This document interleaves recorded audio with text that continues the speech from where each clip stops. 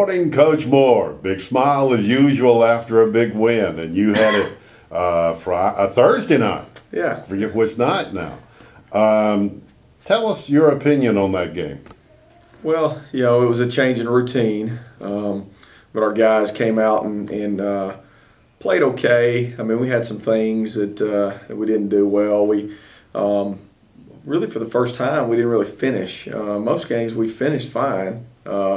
There was a point in that game where it was 28-12, 6 minutes left in the fourth quarter, and we went for it on fourth down in their territory, and we had put a drive together from our -4 yard line, and felt good about our drive, and we just didn't get it to a guy. We had a guy open and didn't get it to him, and so instead of going 35-12, the next play, Dable scores on a 67-yard run and changed the whole game. I mean, changed, instead of being 35-12 and you're feeling good about a 23-point lead, you're now up by 8 because they go down, they score, they get the 2-point conversion, cut it to one possession game.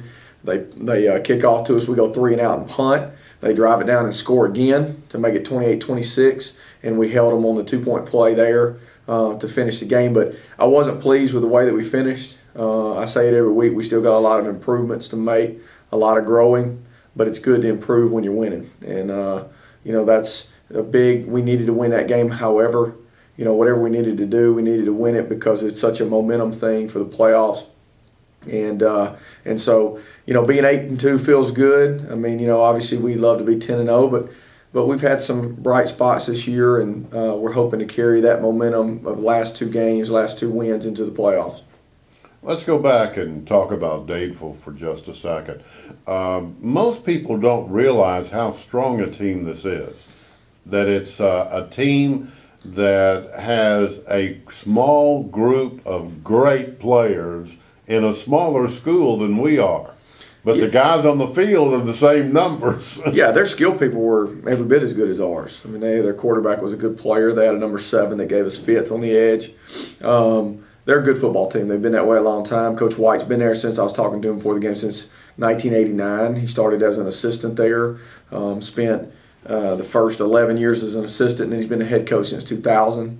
And so when you have that, it's kind of the similar deal to a degree with Benjamin Russell. You have a lot of tradition there. You have an established coaching staff, and you have a team that's always going to be disciplined, and they're not going to beat themselves. I mean, they had very few penalties. They didn't turn it over.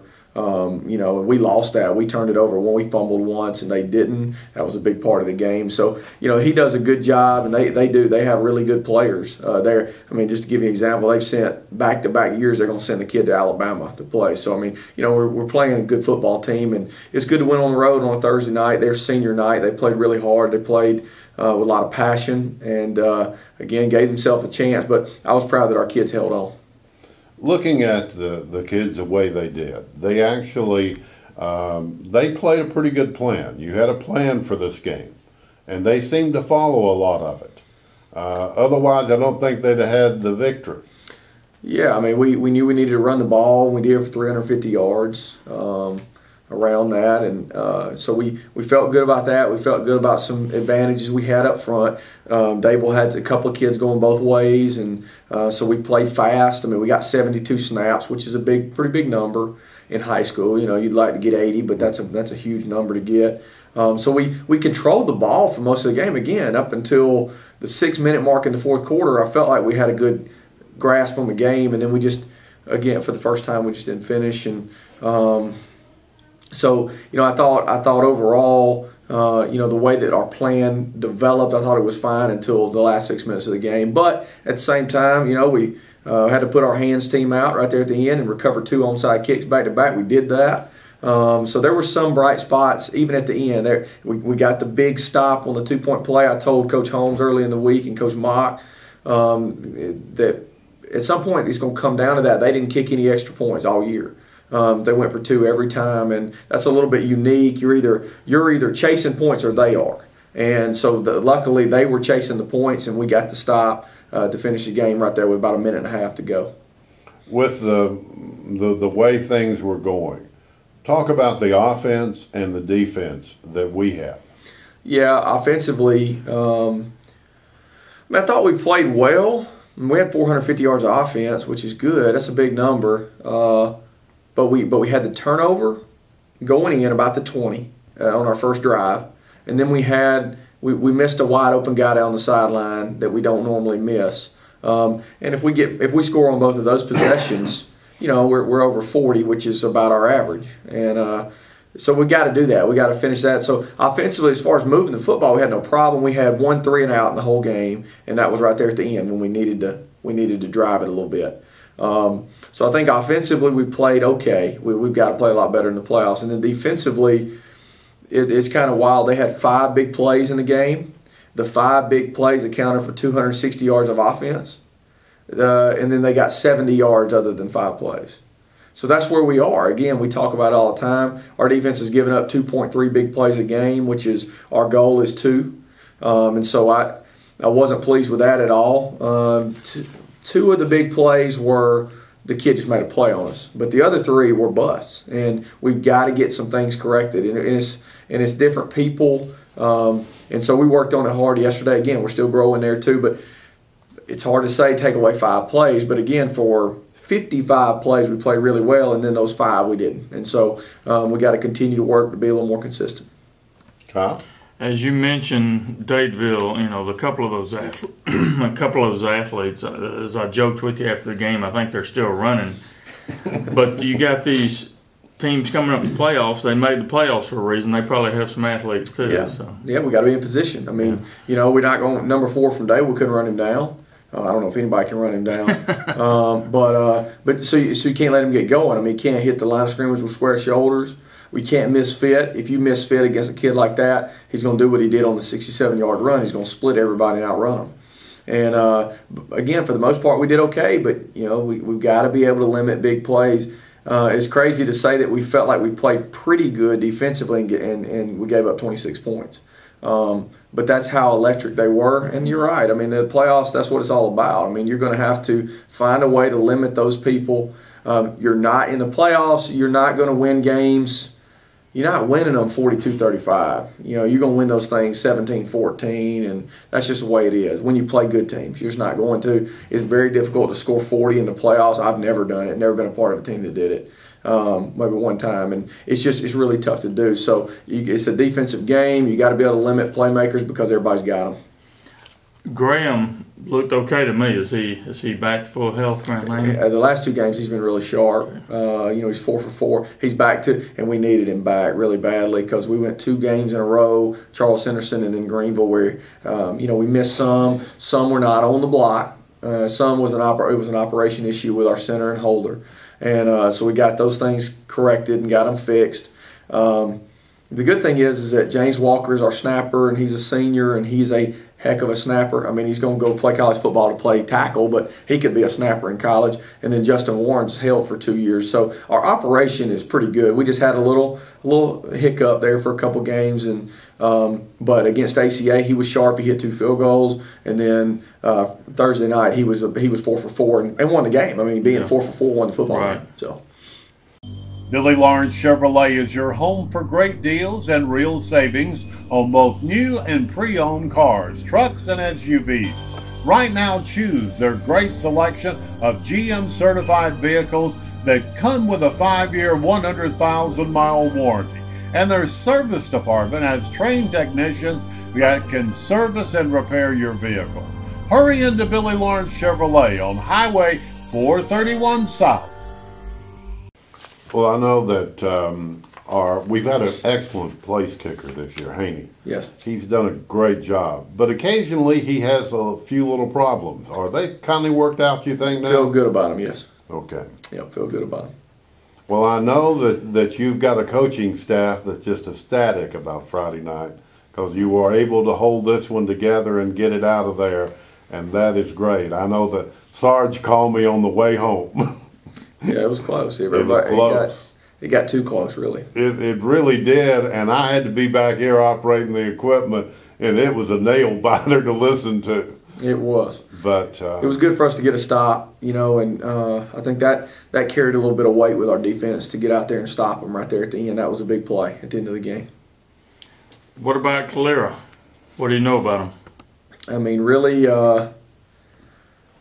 similar to Dadeville, a little bit you know, as far as athletes, they're going to be really athletic in spots. You know, they'll have some guys going both ways, but, you know, it's game 11, and guys can handle that now. I mean, it's not you know, it's not 90 degrees, you know, guys can handle it, but they're really athletic. They've got a 1,300-yard back. He's a good player. He's going to be a college player. Their quarterback is an athlete. They've played a kind of a two quarterback system for a while, and he's an athlete and gives us some problems. I mean, their running quarterback is just a different element. Defensively, they do a really good job. They're an even front, and you know, they've got a big an outside linebacker is about 280. Very uncommon. He plays fullback and outside linebacker there, and he's a force. So they do a good job, and they play a lot of athletic kids up front. They play more linebacker bodies in the defensive line, and they're really fast and athletic, and that bothers you a little bit because, you know, we've got a lesser athlete blocking that guy, and so that kind of worries us. But overall, they do a really good job. They get a lot of hats down in the box, and they're a good football team, well coached. When you look at the meeting that you had on Saturday, give me any more insight into what this team may be about. I mean, I called Coach and called him. I didn't get to see him at the meeting, but I did call him on the way home and just made sure everything was good. And they've been beat up a little bit like us, just bumps and bruises. You know, hopeful to have this guy back or that guy back. But they played a 6A Chilton County and lost Thursday night. The team that I'm familiar with was in our region in Opelika, and they had a physical game then too. But they're in the same situation as everybody. You know, it's just one of those deals where you're trying to stay healthy, trying to get kids back. But it's been a long season, and you know, there's a lot of bumps and bruises along the way. But again, they do a good job of what they do. It's going to be I mean, it's a playoff game. I mean, there's no. It's just different. I mean, it's not like playing a regular season region game in September. It's different. The playoffs are different. You know, teams are good. They're clear 7-3 for a reason, and they play good football. I know that driving by the school last night about 8 o'clock, there were a lot of cars parked over here by the athletic side. Yeah, I mean. Got to put in your work, you know. It's tough. It's tough to be gone on Sunday all day, I can promise you. But you have to. You got to give your kids a chance, and we got a good plan. I feel good about it. You know, but like I do every week. I mean, you know, if you come out of it and don't feel good about it, that's not good. So, but we do. We feel good. But, you know, at the same time, you don't change a lot. I mean, I think coaches get into an issue when they change. I mean, we're going to do what we do. We're going to try and run the things that have been effective this year, both offensively and defensively. And, you know, of course, there are little things that you mix up, but not a bunch. I mean, you run your stuff. You just try to be really organized in what you're doing. You try not to beat yourself. There was a thing Coach McCracken used to do at Opelika, which was a kind of a playoff checklist. And it talks about, you know, you got teams that are 10-0 that are going down, you know, that aren't playing their best football, and you got teams that are 6-4 that are getting better. And so the playoffs are kind of unique because sometimes the season is kind of a roller coaster. You peak at different times. The kind of the deal as a coach is to try to peak at the end, and that's easier said than done. And so I'm hopeful that we are peaking. You know, throughout the playoffs, it's one game at a time. There's no looking back or forward. You got to look at what you got right now. You can't. I'm not worried about anybody past Calera because we got to handle business. We got to play well to beat them, and you know it's going to be a real challenge. And you know, at some point in the playoffs, you're going to play in a hostile environment. You're going to play in a game with bad weather. You know, who knows? But you got to be mentally tough enough to handle that. But at the same time, you know, if you find a way to win the first one, you might get on a roll. You never know. And because once kids taste a little success, just like our guys have this year, you know, they won a couple of games that were big games to them, and they had some momentum, and I'm hopeful that it'll continue in the playoffs. When you look at this team and the idea of it trying to peak in the playoffs as you're going up, you appear to be doing that. The coaches seem to be working towards that. Yeah, I mean, we're still fresh. I mean, we're still new. I mean, all of us are still learning. I wish I had more time with them to continue. I don't feel it's the first time that I felt. I guess fresh is the right word. As fresh as I do at this point in the season, just because I'm still learning. Every day's a new day for us, and we don't know each other very well, and it's always exciting. Again, our guys are excited about the opportunity to host in the playoffs. I think that's a really, really big deal. Obviously, you have home field advantage, but also just being here and being in front of your crowd and not having to travel is a big deal. So they are excited. I don't feel like any of them are tired of football. Coach Blackman at Opelika always used to say he would say the first day of playoff practice he'd walk in, like this afternoon I'd walk in and say, you fulfilled your obligation. He would say, as an Opelika Bulldog, you fulfilled your obligation for 10 games. If you want to go, you can go ahead and go.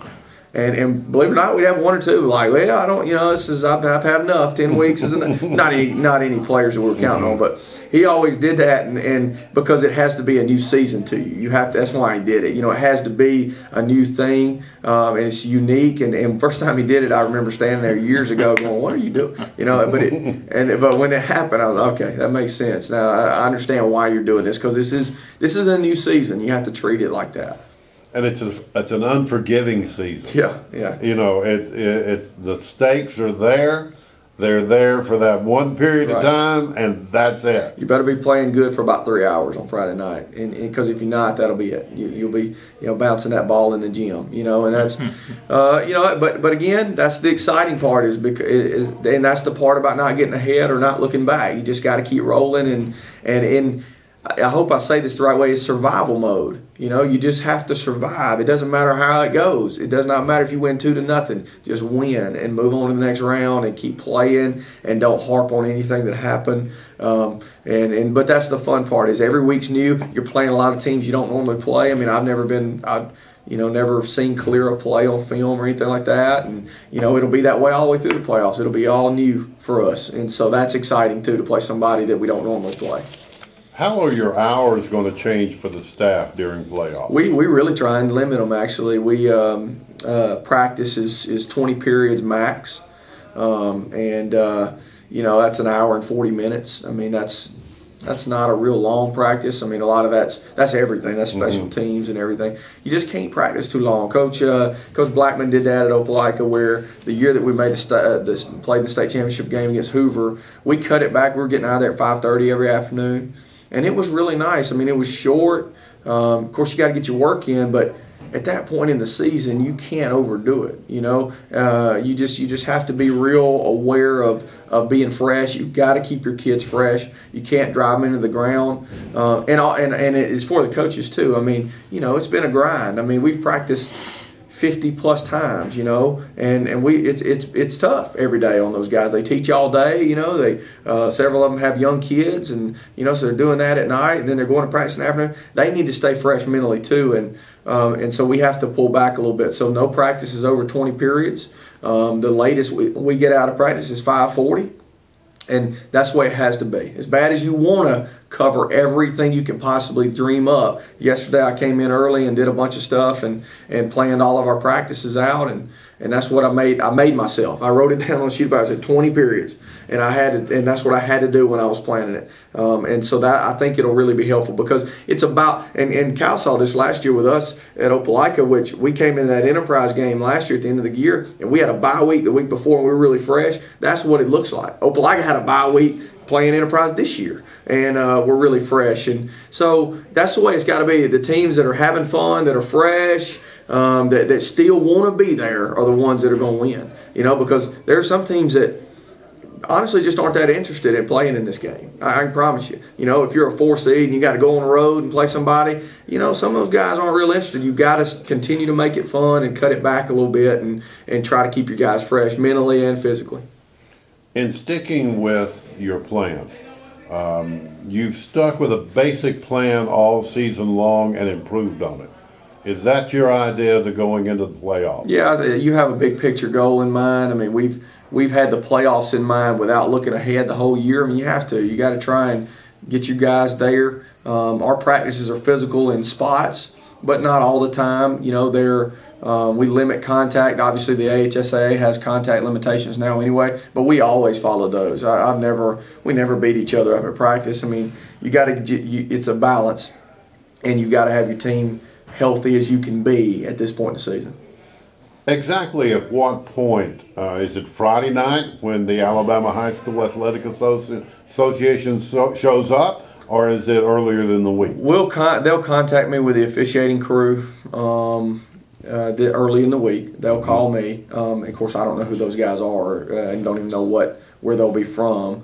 And that's good. That's the way it should be. It should be a non-biased group, that can come here and know neither of the teams, and that's the way they organize it. So there are a lot of steps, and Mr. Hawkins and I are going to meet here in just a little bit and talk through all of those things of, tickets and all that kind of stuff, because being the host team is a big, undertaking to do all that stuff. So, but anyway, but like I said, it's good to do it. It's a blessing to do it, and hopefully we'll get to do it again. I know any other media that happens to be here besides the two of us that are here this morning, they got to be cautious trying to come into this place. Everybody's got to have credentials, and I mean, it's a big deal, and it should be. It needs to be organized that way. And it's good to see it that way. There's nothing wrong with that. As of right now, do you know how many other stations are going to be here? I've not heard from anybody in Calera. So no, as of right now, it's just you guys. That's all I'm aware of. Okay. Huh? The only thing I can think of is I told you right before we started this about talking to Justin Warren, your quarterback, after the game, and how impressed I was with him. He made the comment, I was asking about, boy, what a great season. He said, yeah, it means the world to me, but now we got to step it up 120%. So you were talking about, what Coach Blackman had done at Opelika. I think these guys are, certainly Justin Warren is ready for it. Yeah, Justin has been, it's hard to express how important and how much he's meant to me, because it's a quarterback game, guys. I mean, you're not going to have success unless you're good at quarterback. I don't care who you are. I don't care what system you run. And I've been really proud of Justin in the way that he's taken, a new staff coming in and taken to a new quarterbacks coach. And, Coach Johnson's done a tremendous job with him. But Justin's numbers are, he's rushed for 5 touchdowns and about 400 yards. Ladies, unlock the cash value in your jewelry box. Sell your gold on Dale Road. We buy gold jewelry, bent or broken, at Eufaula Flea Market, 354 Dale Road. Sell your gold on Dale Road. Sell your gold on Dale Road. Mr. Pond buys gold on Dale Road. Mr. Pond buys gold on Dale Road. Sell your gold on Dale Road. Sell your gold on Dale Road. Which is good for a quarterback. And he's thrown for right at 1,000 yards and 13 touchdowns and only 3 interceptions. And so he's been really efficient with the football. For him to touch the ball every play and have 4 total turnovers this year is a really big deal. And and he's turned into one of our leaders at the beginning. I didn't know how vocal he was, but he's really, really come along, and he's not ready for it to end either. And I really, same as I said with Jay, just sort of a plea with anybody that's listening, I hope that somebody gives Justin Warren a chance, because his ceiling is way, way up there. I mean, he's only played a couple of years of football. And so for him to have the growth that he has over this year, to say that I expected his numbers to look the way that him to account for 18 touchdowns, I don't know that I could say that at the beginning of the year, but he's really, really come on, and he looks so much more like a quarterback. The way that he delivers a football and the way that he takes care of the team and his leadership and all those things. But he's a product of his home life. I mean, he's got 2 incredible parents that are in our school system that are so supportive. They've been a blessing to me. They were at the first board meeting where I was approved as a coach, and I got to meet them there, and they've been in my corner ever since. And that's just a big deal. To have people in this system that are supporting you is a huge deal when you're a new person in town. There's no doubt about it. One of the things that I'd point out too is that his father was an excellent player here in Eufaula. Yes, I think he was a part of a championship here Yes, in he was. basketball, maybe. Mhm. So yeah, I mean, he definitely, he's a very, very athletic kid. And what's incredible about him is Justin would probably be our best receiver as well. And so I'm hoping, he's an athlete now, and so if somebody comes in and gives him a chance, a lot of people like to take quarterbacks and put them in other positions, if that's what they wanted to do. So I'm hopeful that he gets a chance. He deserves it. He does. There's no doubt about it. And when you go back from the spring game to the first game, he's just gotten better every time Right. he's played football. Right. It's obviously that he's being well coached. He's taking to that coaching, and to a coach that might be listening in now, Yeah. and on a higher level, they need to consider that this is a young man that takes direction. Yes. Yeah, and I think as a coach, I could put my name on him. If I send Justin across the country, I'd trust that he would go and do what he's supposed to do, and that's a big deal too. Is that I can push him anywhere that somebody would be willing to take him. I can promise you that he's going to represent Eufaula.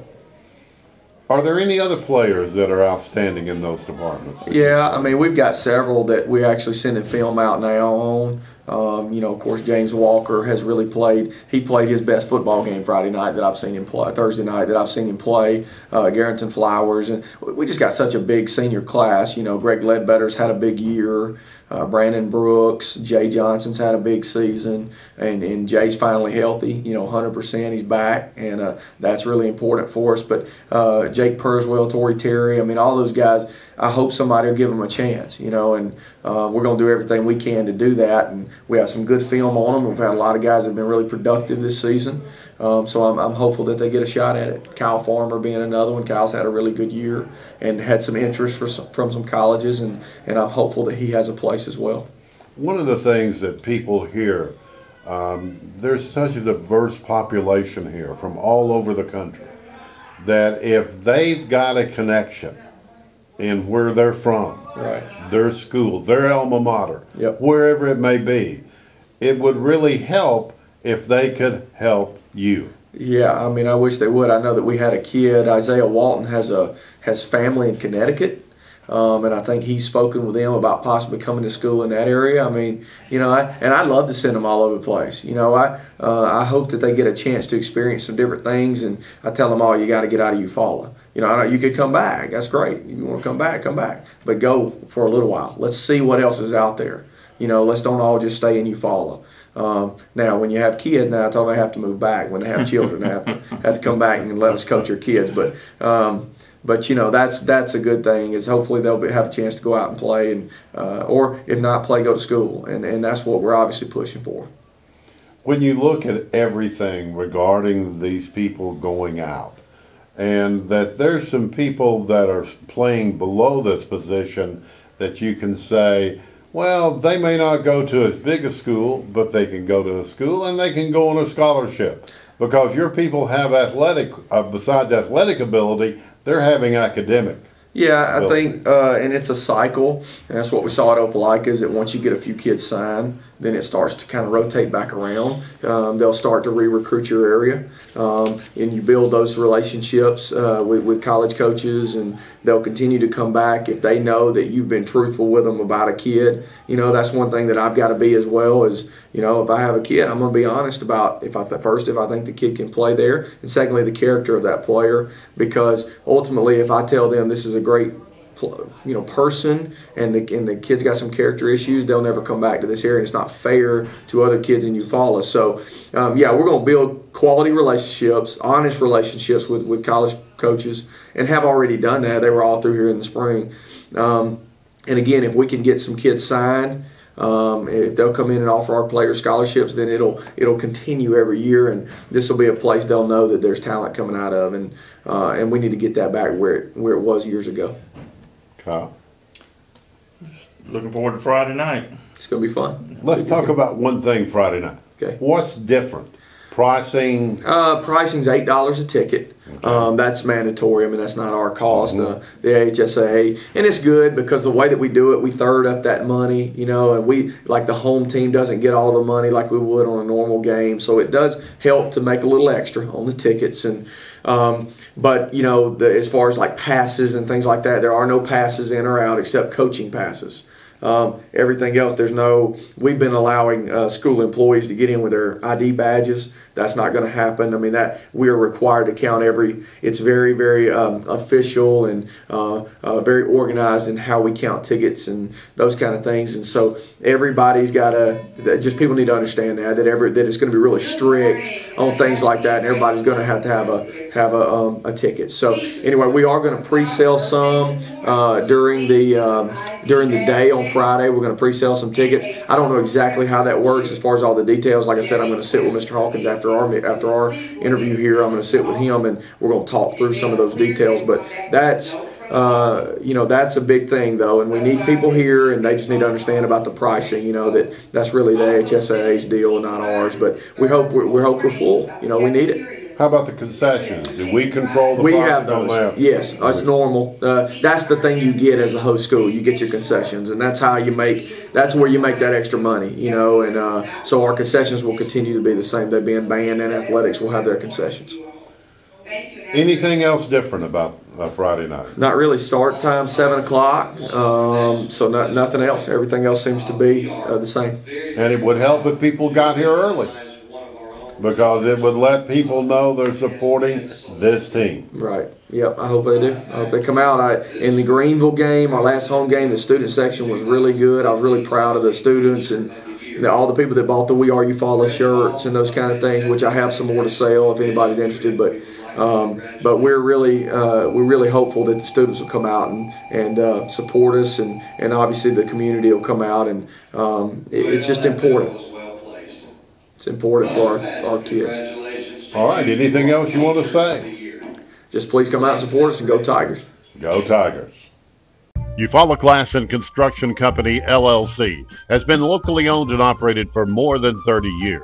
Install shower doors, mirrors, new windows, replacement windows, screens, storm windows, and doors. We build cloth awnings and aluminum canopies. Need a new storefront for your business? Call a company that can take care of all of your glass needs, including automotive glass. Located at 121 Inlet Road. Call 687-2471. Emergency after-hours service available.